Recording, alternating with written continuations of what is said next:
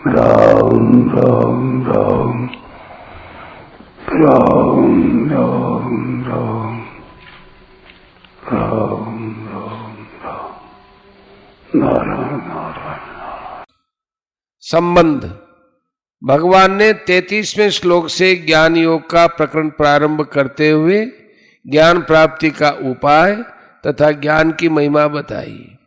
जो ज्ञान गुरु के पास रहकर उनकी सेवा आदि करने से होता है, वही ज्ञान कर्म योग से सिद्ध हुए मनुष्य को अपने आप प्राप्त हो जाता है। ऐसा बताकर भगवान ने ज्ञान प्राप्ति के पात्र अपात्र का वर्णन करते हुए प्रकरण का उपसंहार किया। अब प्रश्न यह होता है कि सिद्ध होने के लिए कर्मयोगी को क्या करना चाहिए। इसका उत्तर भगवान आगे के श्लोक में देते हैं।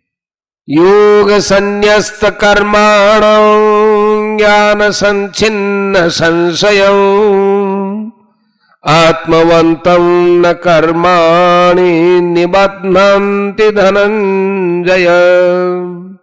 हे धनंजय, योग अर्थात समता के द्वारा जिसका संपूर्ण कर्मों से संबंध विच्छेद हो गया है और विवेक ज्ञान के द्वारा जिसके संपूर्ण संशयों का नाश हो गया है, ऐसे स्वरूप परायण मनुष्य को कर्म नहीं बांधते। व्याख्या। योग संन्यस्त कर्माणम, इंद्रियां, शरीर, मन, बुद्धि आदि जो वस्तुएं हमें मिली हैं और हमारी दिखती हैं, वे सब दूसरों की सेवा के लिए ही है, अपना अधिकार जमाने के लिए नहीं। इस दृष्टि से जब उन वस्तुओं को दूसरों की सेवा में लगा दिया जाता है, तब कर्मों और वस्तुओं का प्रवाह संसार की ओर हो जाता है और अपने में स्वतः सिद्ध समता का अनुभव हो जाता है। इस प्रकार योग के द्वारा जिसने कर्मों से संबंध विच्छेद कर लिया है, वह पुरुष योग संन्यस्त कर्मा है। जब कर्मयोगी कर्म में अकर्म तथा अकर्म में कर्म देखता है, अर्थात कर्म करते हुए अथवा न करते हुए दोनों अवस्थाओं में नित्य निरंतर असंग रहता है, तब वही वास्तव में योग संन्यस्त कर्मा होता है। ज्ञान संचिन्न संशयम, मनुष्य के भीतर प्राय ये संशय रहते हैं कि कर्म करते हुए ही कर्मों से अपना संबंध विच्छेद कैसे होगा, अपने लिए कुछ न करें तो अपना कल्याण कैसे होगा इत्यादि। परंतु जब वह कर्मों के तत्व को अच्छी तरह जान लेता है, तब उसके समस्त संशय मिट जाते हैं। उसे इस बात का स्पष्ट ज्ञान हो जाता है कि कर्मों और उनके फलों का आदि और अंत होता है, पर स्वरूप ज्यों का त्यों रहता है।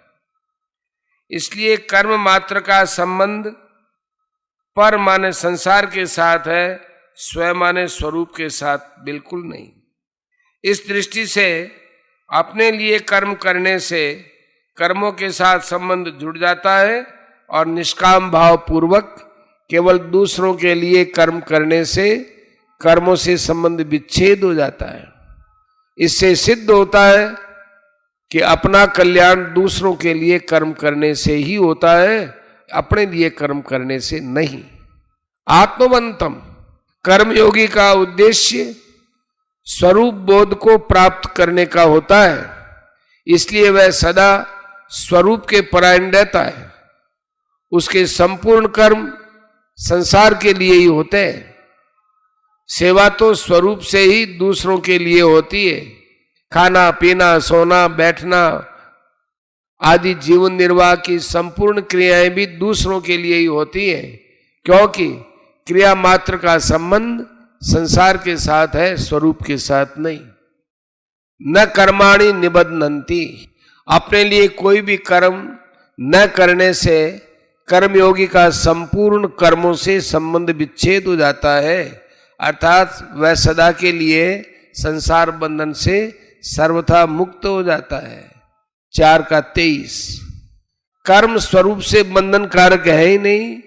कर्मों में फलेच्छा, ममता, आसक्ति और कर्तृत्वाभिमान ही बांधने वाला है।